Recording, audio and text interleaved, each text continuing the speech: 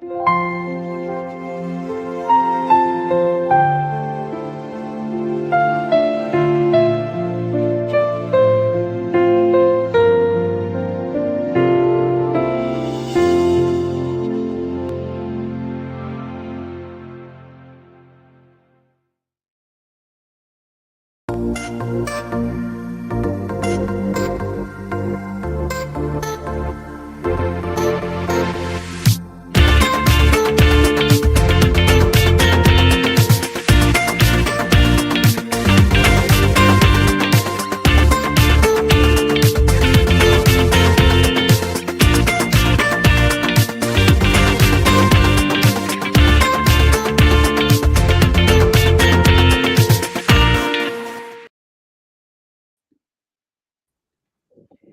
hello, hello, everyone. How are you? Hope you're having an incredible, incredible day, and may peace be upon you.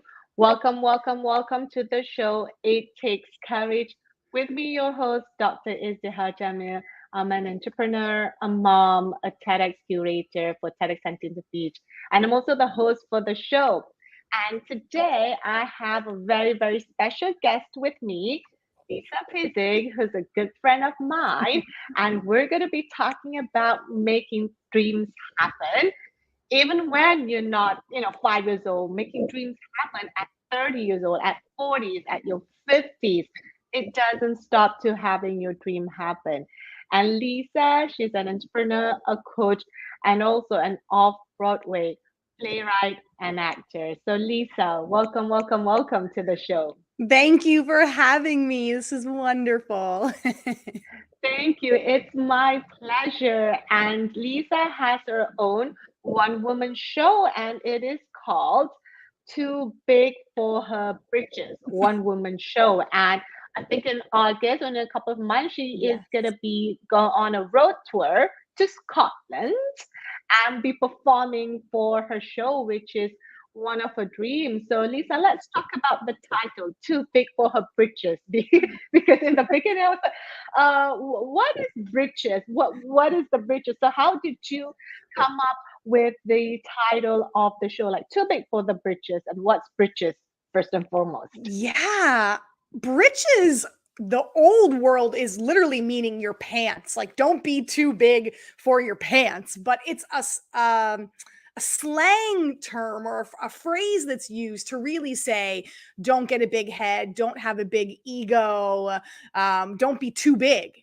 And I think that's a message that especially women hear all throughout their life. Don't be too loud. Don't be too bossy. We're too short. We're too fat. We're too big. We're too bossy. We're too loud. We're too whatever label that sometimes well-intentioned people put on us and not well-intentioned people put on us. And we get small. We stop using our voice. We stop having courage. We stop going after our dreams.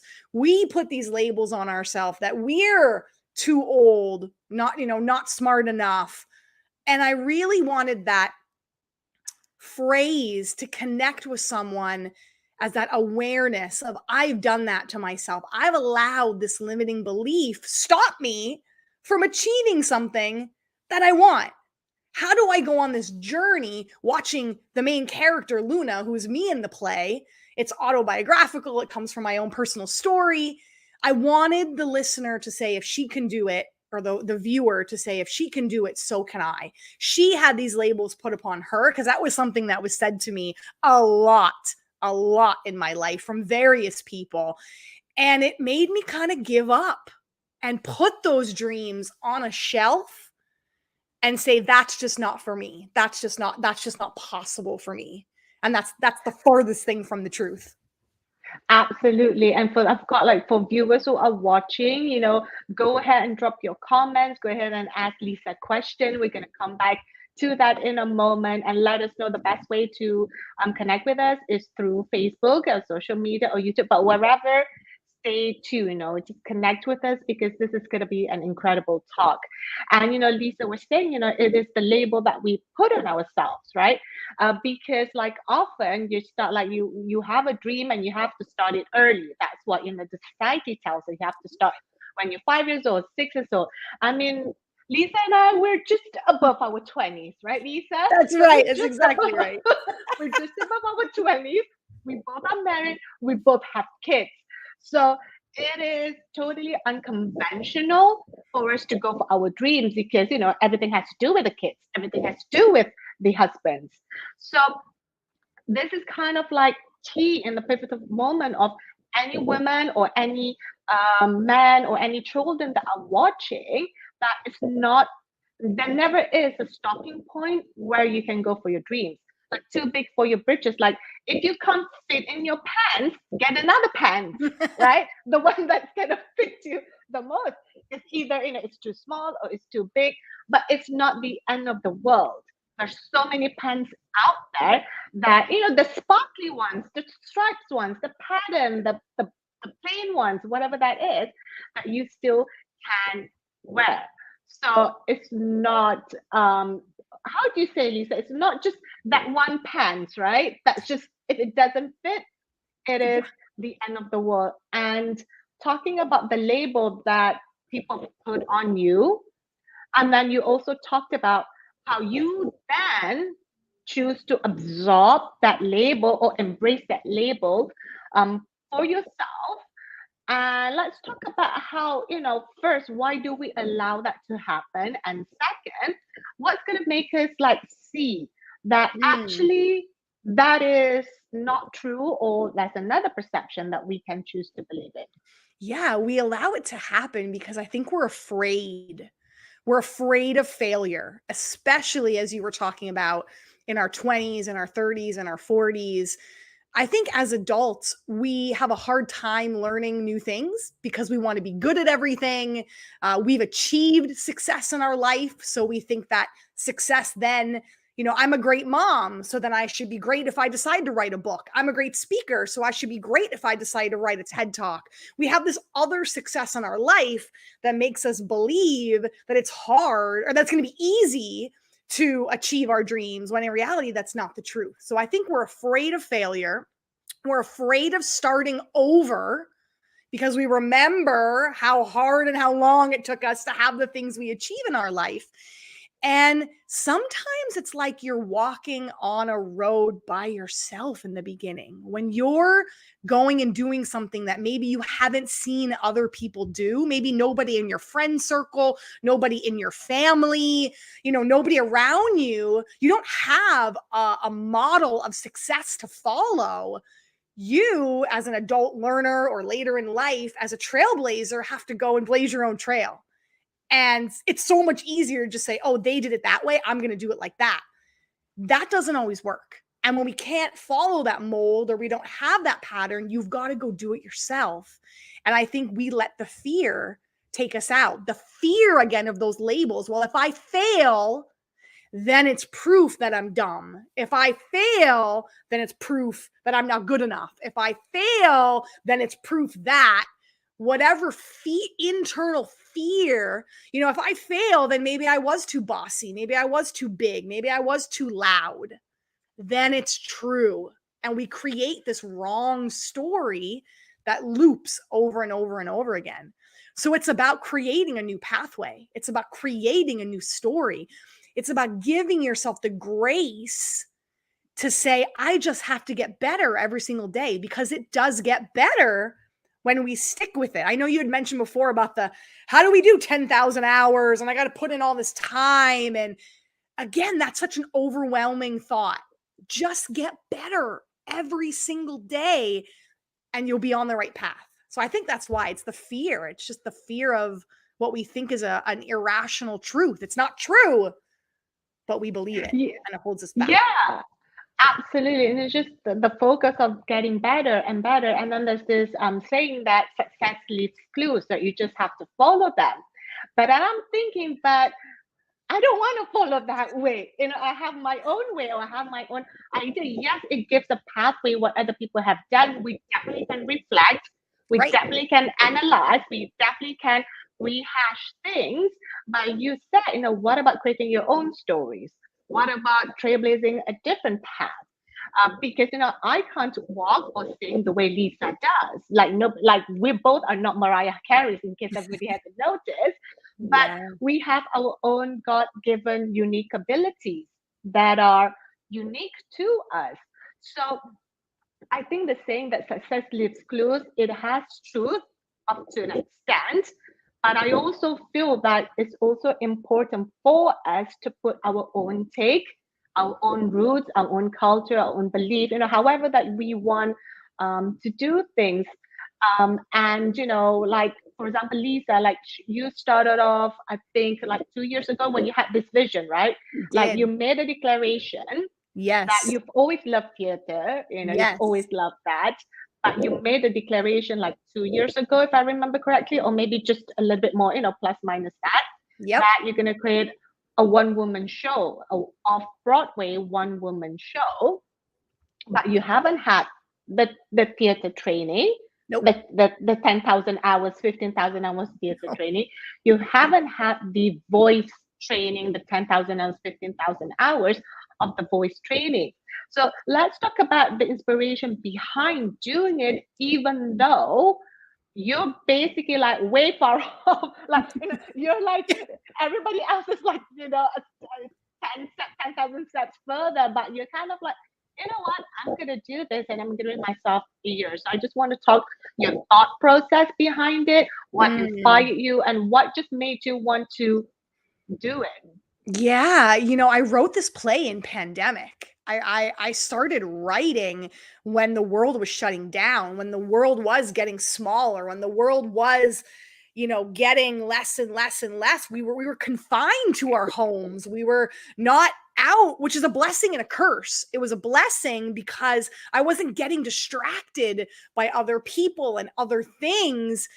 And I thought, I'm going to go on this inward journey. And I think sometimes when, all heck breaks loose, you start to kind of go, well, what am I actually doing here? And when the world does open back up, what am I going back to?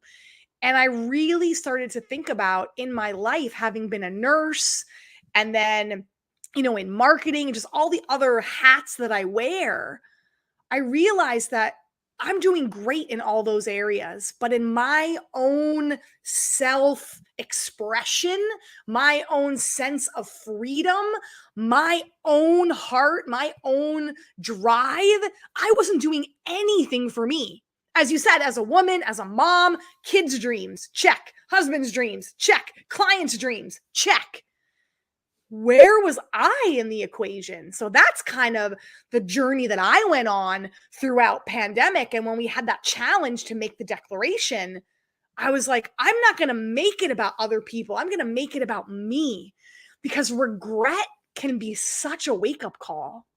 We assume that tomorrow is given. We assume we're going to get another chance. We assume we're going to get another day or another month or another year. And that doesn't happen. And I didn't want to get to the end of my life and say, God, I wish I would have done that. And now it's too late. Because you're right. The only time it is too late is literally when you are on your deathbed and your imminent last moments are near. And I didn't want to be on my deathbed and say, gosh, I wish I would have done that. So that was the time I thought, if I have this time or I'm not going anywhere and I'm not external, I'm going to focus on this dream. But the first thing is I was like, I need to get help, because you're right. I had never sang. I had never written. I'd never been a playwright. I'd never written a play. I'd never written a song. I had never sang. I had never acted. It could not have been the farthest thing of my skill set that I didn't have it. So I thought, okay, instead of trying to figure it out myself, I got to go to the experts. I got to go find people that this is what they do. And it's their dream to bring someone like my dream into existence. Because that's what I was doing for everybody else. I was bringing everybody else's dreams in existence. I flipped it and went, okay, I'm the client. Who can help me bring this dream into existence? And yeah, it was just, I knew if I didn't do it then, it was almost now or never. Because when the world opened back up, I was going to go right back into all my responsibilities and all my things. And it's easy when you're busy to get distracted. And that was the time where I said, Yeah. now or never. I'm doing it now. I'm leaving a legacy that I'm proud of. That's so cool when you mentioned that, you're just going to do something for yourself, right? Just you, it literally is like having another baby because Yeah. of, on your deathbed, we're not going to regret like, oh, I didn't make that $10,000 deal or that 50,000 or $1 million deal. Um, and because I remember like, one of the things that when my grandma mommy passed away, the thing that I regretted was that I didn't have that last phone call with her Yeah. because I was, because she was at a state where I have never seen her like that before. She's a very formidable, powerful woman, but seeing her being so fragile, I couldn't handle it. So I was like, you know what, I'm not gonna call mommy now. I'm gonna call mommy later. And that was, the phone call that I regret because I didn't, keep that in. It wasn't about, oh yeah, this thing coming up or this thing with Jack Canfield or with Oprah. It wasn't even that, right? It was that one phone call and doing something for yourself, just for you, like your dream, your purpose. Because a lot of the moms that I see, they're all about their kids and their husband. Absolutely, like our kids and our husband are important to us. But to the point of like, it is wrong to go for your dreams, or we can't do this, we can't travel, we can't have a dream, we can this. It's all about the kids, and then when the kids leave home Yeah. 20 years on, you what is there left? And then so I Yeah. want to talk about, because you have Oliver. So what have you seen, like the things with Oliver and with Eric, Lisa's husband? What Yeah. have you seen in them that perhaps inspire them or call them to something from you pursuing your dreams? Yeah, it's that quote where we say we would die for our children. Yeah. I'm I yes, I would die for my children and my husband, but would you live for them? Would you live for them? Would you show them what it's like to live? And that Oliver and Eric come to all my shows, they come to all my speaking engagements, like anything that I'm out and doing. And it's interesting because theater is so subjective, right? So if Mhm. you base your success on what other people think about you, you're going to be hugely unfulfilled because someone, just like any book or TV or show or movie or interview, some people love it, some people hate it, and it's neither wrong and it's neither right. Like it's both, right? Our opinion is that's art. Our experience and our opinion of it is true and unique to our own. So I had this interesting experience where Oliver had to give his very first speech at school. This was like just a few months ago. And they were only taking the top two out of the like 30 in his class. And he worked so hard on this thing and he poured his heart and soul into it. And he was like, Mom, other kids' moms wrote it for them. And he's like, I don't want you to write it. Like, I want to do it all myself. And I'm like, absolutely. Let's see what we can do. Go ahead, do it. And, I'll help you. I'll take a look at it and give you advice. And I didn't edit much. I let him do his thing and it was beautiful, which was hard for me because I was like, oh, I could change this. I could rewrite this. I could fix this. We could say that. I was like, not my experience. This is his experience. He didn't make it. He didn't make it in the top two. And we were driving home in the car from school. And I said, how do you, I'm really proud of you, buddy. I'm really proud that you did it. You saw it through. You got up there. How do you feel about the feedback that they gave you? And he's like, yeah, she was right. I could get a little bit more confident in my voice. And he goes, but Mom, what the most important thing to me is how I feel about myself. He said, I don't care what other people think about me. How I feel about me is the most important thing. And if I'm proud of myself is the most important thing. And I was like, you're 100% right, buddy. And I think that's been one of the biggest lessons is that he sees mom still standing in the good, in the bad. He sees mom showing up when there's one person in the audience, when there's 500 people in the audience. He sees mom showing up after that bad review. I haven't had any bad reviews. I shouldn't say that. After a, good and bad review, after a glowing, glaring, raving review, it's not going to stop me. And I think that's the biggest lesson that he's learning is that you have to stay true to yourself, and the words that you speak to yourself and the self-expression and the self-confidence that you grow from yourself internally is the most important thing. Because if you're, especially in the creative world, if you are in anything outward facing, you won't survive if you base it on the likes and the money and the fame and the external things. You'll get burnt out because that true meaning isn't from here. So that's been one of the coolest things. And then Eric doesn't really like to speak. He likes to be behind the scenes. But I've noticed him go on podcasts and start to share his story. And I think it's that quiet, well, if she did it and she survived, I can do it and I can Yeah, survive, right? absolutely. And I think like this little things, it has this, I call it the rippling effect, right? That we don't Yeah. realize. The little things that we do. Sometimes, look, rippling effects doesn't happen immediately. It rarely does, even any effects. But over time, when you start to see and notice things, if you meet Lisa and Eric, I've met them, and Lisa is the more um, more friendly, reaching out to people, and Eric is, the chilled out. But I've seen Eric come into our rooms, like Laura's rooms, and we had a bit of gathering, putting on a face mask. Right. It was, you wouldn't, but like, we had an event, and then after that, we just want to chill out, right? Because sometimes event is a lot for you to take in. Yeah. And then Lisa came in, was like, what in the world is going on? Everybody was like face masking. And the corner there was an Ayurvedic Yeah. all the things. But like them being able, both Eric and Oliver being able to open up, right? To like new Yes. experiences, new people. Like I've never met Eric before, Eric or Oliver. Yes, I've seen them on social. The same with Lisa. I've seen them on social media, and I've seen them on the mastermind group that we're a part of, but not in person. So it just creates that opening. But like I feel like it's so important. I just wanted to highlight for the audience that are listening. I wanted to kind of like highlight this for you, because what Oliver said, that the most important thing is that I'm proud of myself.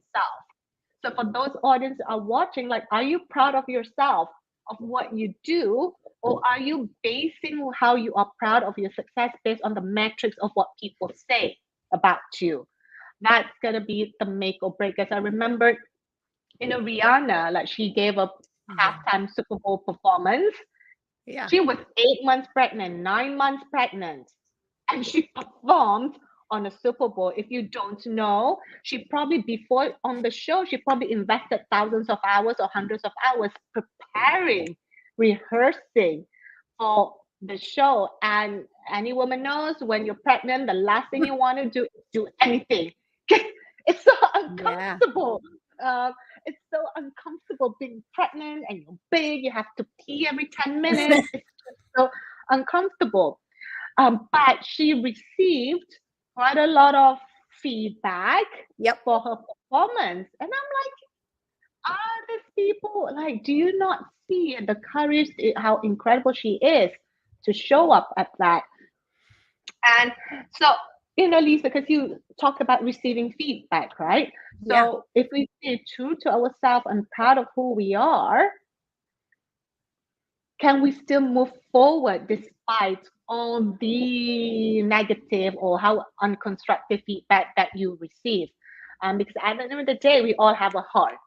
Yes. So, how important it is to listen to those constructive feedback versus kind of having your own self reflection on what Mm-hmm. works, what doesn't work, and then moving on from there. Yeah. Everything for me goes back to the service of the story or the service of why I'm doing what I'm doing. Because when I get criticism, good or bad, that's the measuring stick that I hold it up to. I don't go, is this criticism of me? Are they criticizing Lisa Pezik? Are they loving Lisa Pezik, it's not about me. Even though we just got done saying I did this for me and it was my story and it was my thing, it is, but it's also about the vehicle and the message and the mission of why you're doing what you're doing. So when I get negative criticism, I look at it and go, is this going to make the play better? Is this going to make the story better? Is this going to make the character better? Yes or no? If somebody loved something, great, then that probably is the way that it's going to stay. That resonated. That got great feedback. So I take the personal side out of it. I disassociate a bit, or I separate a bit and say, is this feedback going to be in service of the story, in service of the play, in service of the product, in service of the speech, whatever it is? That's how I measure it, as opposed to, oh, they said I was boring, or they said I was confusing, or they said I was... No. Maybe that part of the story, let's look at that part of the play, that part of the sales copy, that part of the whatever, that part of the speech, whatever it is. I get curious instead of owning it and wearing it and taking it on.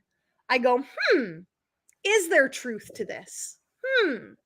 Could this make the story, the character, the part better? If I were to take their feedback and change it, would that be in service of the message and the mission that I'm trying to put out here? So it's that leading with curiosity and seeing where you land is really the key. Now, we are human, and I also don't want to paint a rosy picture that when you get negative feedback, criticism, someone tells you they don't like it, that wasn't my cup of tea. Of course you're going to feel like, I've cried, I've gotten angry, I've been ticked, but I don't stay there. I let myself have that human emotion of anger, grief, sadness, happiness, joy, whatever it is, for 30 seconds, a minute, and then I get curious. So I don't think we push the feelings away. We are human in a human experience. But that's not the biggest lesson that you take from that. It's the curiosity, and then what you do with it based on that curiosity is where, I think about, I want to succeed probably 85% of the time, because that last 15% is really where I learn. I learn about where I can grow. I learn about how I can get more clear. If you win everything and you get selected for everything, and everybody loves you, what do you learn from that? Are you really taking risks, right? Are you really taking risks if you're winning all the time and everybody loves you? Absolutely. And you got to have the space, right, for you to grow and expansion and going deeper into things. So let's take a look at a little bit of video of Lisa's Too Big for Her Britches production. Too Big for Her Britches is a story about Luna, who is navigating how to love herself. And it's for any woman who's ever been told they're too much. They're too big, or they're too small, they're too strong, they're too weak, they're too bossy. Any of those labels that have been put on us that we start to believe. Hard to please, anything to be free, even if it hurts me. I don't know what I believe. Done a theater piece before, to being short of a master of it. How can you lift your spirit and fill your spirit to be able to be loved by yourself, so that you can be loved by others? All I've been trying to do is help, and she's been ruining it. Come, sit on the yoga mat with me and smell incense. Is there someone out there who's better? Out in here, eh? It's captivating no matter what it is. You can't take your eyes off it, and I felt so safe watching Lisa perform. I can't wait to see this on Broadway. Loving me with all your heart.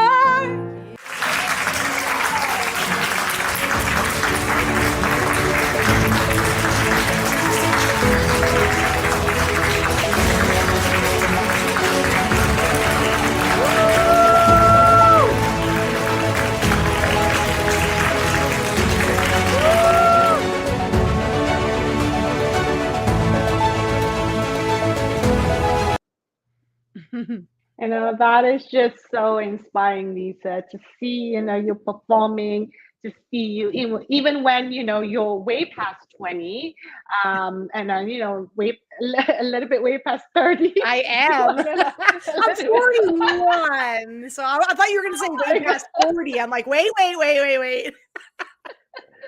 Oh my God, to see that and then having to, to perform, not just like acting it, but actually singing the song. And you wrote the song together with Drew Lawrence, who was, fantastic producer and fantastic, singer-songwriter. So before we wrap up, I just want to touch base about that part of you. Like, did you have a vision of you, acting and singing, or did that kind of like come, together naturally? And, give us the tips of like, when you're writing that song as part of the storytelling, is this song being of service to the story? Is this song, taking care of the audience or delivering a particular message that is part of the story? So talk us through about that process of singing, songwriting, because it's a whole new animal for you and for others as well. It is. I originally wrote my first draft and my first script with no music. It was not a musical because I was like, oh my God, I'm so scared to even do this in the get-go. And then I'm going to get up and sing in front of people now? Oh my God, no. So I was kind of playing a little bit small and taking myself out. I had thought of it being a musical, and then I quickly was like, oh God, dear God, no, not going to happen. Like, let me just write the first thing without it. But then I started to find these moments in the play where I couldn't get it right in my brain. Like I was writing and rewriting and trashing it and performing it for people because I was in these little small groups, in our community, and we were all writing our shows similar to what we're doing with our TED Talk. We're in these little communities and we're just, going back and forth. And I was like, God, how did that land for you? And they're like, oh, you're not there yet. And I'm like, I know, I don't feel like I'm there yet. And then I started to go, remember that fear that takes us out, the road that's not traveled. Well, curiosity, what if I explore how to put music in this, in those places where I feel like it's not clicking? The reason why it wasn't clicking is because it was supposed to be a song. It wasn't supposed to be. That's what spirit, the universe was trying to use me for, was to write music and put music here. And I thought as a songwriter, you had to be so smart and so catchy and so poetic and so artistic. I was like, my brain doesn't write like that. And when I met Drew, he's like, absolutely not. He's like, songwriting is just speaking. The way you would speak to somebody are the lyrics that you say. So that one song where I said, who do you think you are, loving me with all your heart? When we were talking about meeting Eric, and he almost came out of nowhere. We met, on a holiday in the Dominican. He had this huge heart. I'd never experienced that before. And I said to Drew, I was like, I love this guy, but like, who do you think you are? Like, I was good before I met you. I wasn't planning to move my life to Canada. I wasn't planning on falling head over heels for you. Like, who do you think you are, loving me that way? You rocked my whole world. And Drew's like, that's the lyric. Who do you think you are, loving me with all your heart? So it was very cool to see how just your regular conversation and the phrases and the words that we say to each other, those are the lyrics. And a lot of times, almost every time, I have 11 songs in the play. It's like an inner monologue. So it's Luna, the main character's inner monologue. So that first song we heard, if I was smaller, like the models I see, wearing it so perfectly, would I be wanted? So it's all about Luna just wanting love. And if she's thinking if she's smaller and she's skinny and she's pretty and she's popular, she'll get the love from her family and her friends and won't be bullied. So it's like this inner I had someone say to me, that song is like my 14-year-old diary. If you were to look at the journal entry in my diary, that's what your song was when I was 12, 13, 14. So it's these inner monologues. My mom has a song. My dad has a song. It's just these inner monologues of seeing someone's point of view and giving words. It's interesting because the songs give the words to the character when they couldn't speak. It's that inner monologue. The songs for me, when I wrote them, gave the words to me when I couldn't get it right on the page. It was a song. And when these characters are struggling through conflict and they can't seem to get it right, that's what these songs are in the play. And I think that's very real.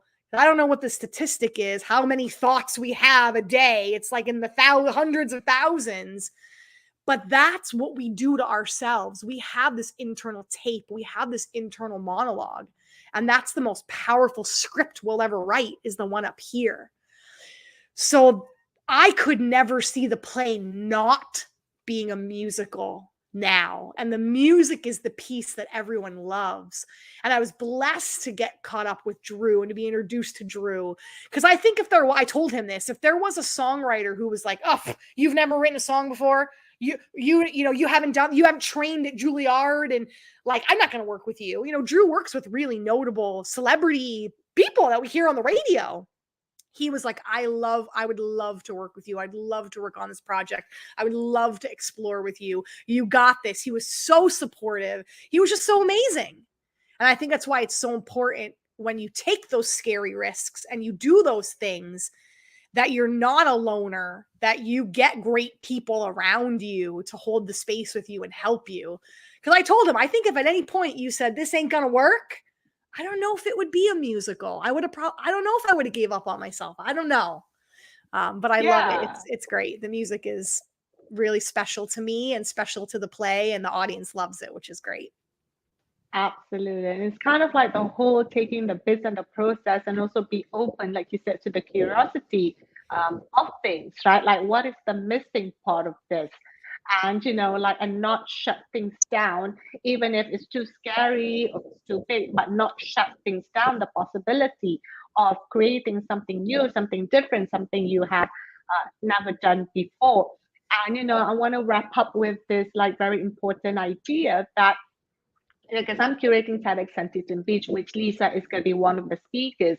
And I literally was thinking about it this morning, like, as I'm coaching the speakers, like, are you being of service to yourself, or are you being of service to the unique idea that you are sharing to impact people, that's going to be a profound impact to people? Because if you are being of service to yourself, then it's about your turning point. Then it's about your advice. Then it's about your experience. But if you are being of service to the unique idea that you are teaching people to have a profound impact, it's going to be a whole new game. It's going to be totally different point of view. So I think it's important, like, when you want to realize, when you're putting things out there in the world, who are you being of service to? Like Lisa with her playwright, it is to her story. It is to her impact to the audience that she wants to create, the bridge that she's connecting with them. So that is like her purpose. So I think it's such a good reminder to ask yourself, who are you being of service to, or what are you being of service to, versus your turning point, which is needed, right? You need all those things to kind of put it in there, but just the place that you're coming from is going to make a whole lot of difference in creating a profound, lasting, and impactful something impactful that resonates, that touches people's hearts. So Lisa, I just want to say, thank you so much for your insight and for your courage, for your commitment, for your playfulness, for the openness in sharing yourself, sharing your words, your wisdom. And, just like Lisa said, you don't have to be like Taylor Swift level. Like, it's just a matter of you having that dialogue and the things that you used to say and putting it out there. So Lisa, what's one final advice that you can give to people in making the dreams happen? Like, I think Lisa just revealed her age earlier on. So like, it's like way beyond the 20s, right? Way beyond, like, we're moms, we're like, what do you call people, like, we're not in the prime as in, in the 20s, but we're still in our prime. But it doesn't matter. So what age you're at, even you're 5 years old, 7 years old, 40 years old, 60 years old. So Lisa, what's your one biggest advice in the next 20 seconds for people to take away from? Yeah, you right here and now are absolutely enough. You have enough heart, you have enough soul, you have enough talent, you have enough skill, you have enough intelligence, you have enough beauty and brains and brawn and wit and whatever you need to call upon, you have it. You don't need to go buy it, you don't need to go find it, you don't need to search outward for it. It's already within you. You're capable, you're able, just go. We never regret action. We always regret inaction. You're already enough. Go today. Don't wait till tomorrow. Go today and start the process of who you want to be and what you want to achieve. Absolutely. And just remember, if you're too big or too small for your britches, get another pants, okay? Right. That's gonna fit you exactly right in that moment. And you can have multiple different kind of pants, So don't right. worry about fitting it to that britches in that It's the moment. closest So thank job you to so fit you. That's right. That's right, exactly.